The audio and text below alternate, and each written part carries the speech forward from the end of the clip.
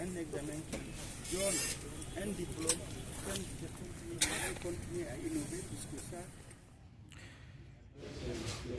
Cher camarade inspecteur régional de l'éducation de l'Abbé. Nous sommes au centre du lycée Wouro, c'est pour lancer officiellement le BEPC dans la région pour la session 2024. Donc ce lancement se fait sous la présidence de monsieur le gouverneur de la région en compagnie des autorités régionales. Donc on vient de lancer l'épreuve de rédaction au lycée Wouro. Nous avons déjà dit aux candidats que cet examen, c'est comme les autres examens, c'est comme les évaluations courantes qu'ils ont l'habitude de faire dans leurs écoles. Donc ce n'est que mesurer les compétences, leurs compétences d'acquisition par rapport aux leçons enseignées durant les 4 ans.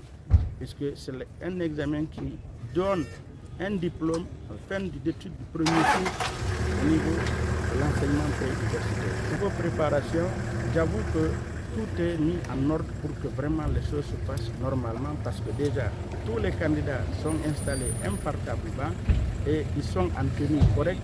Chaque salle a 2 surveillants et le centre aussi a des agents de santé, des agents de sécurité.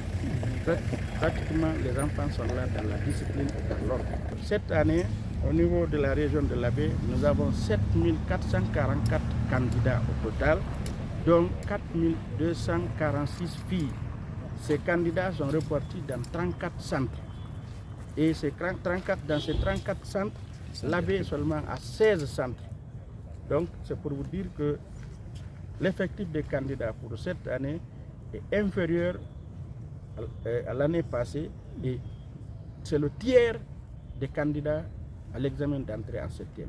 C'est pour vous dire que nous devons encore continuer à fournir des efforts pour inverser la tendance, puisque si vous voyez l'effectif des candidats au brevet, c'est le tiers des candidats à l'entrée en septième. Donc l'écart est trop.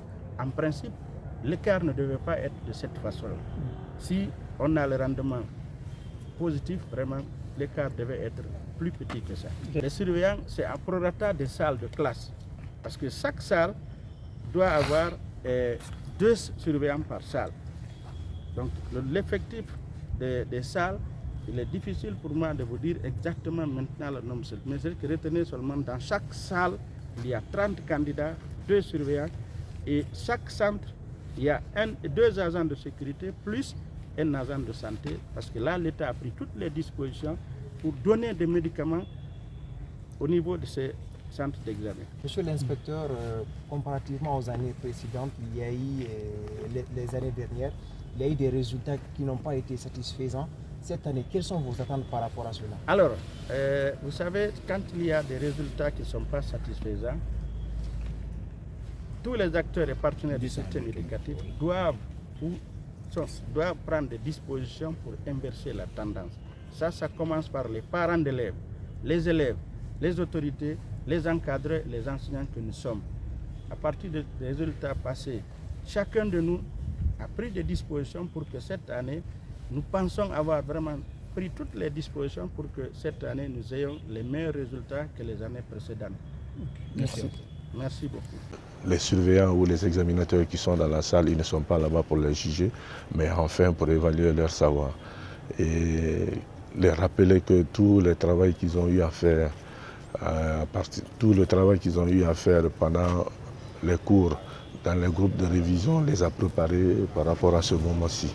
Alors qu'ils soient sereins, concentrés, et je leur ai souhaité bonne chance. Des consignes avec l'appui de Michel Liré, on a eu à discuter avec les surveillants pour mieux surveiller les élèves et être vraiment attentif.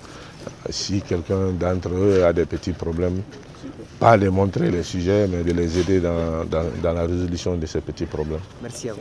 C'est moi qui vous remercie.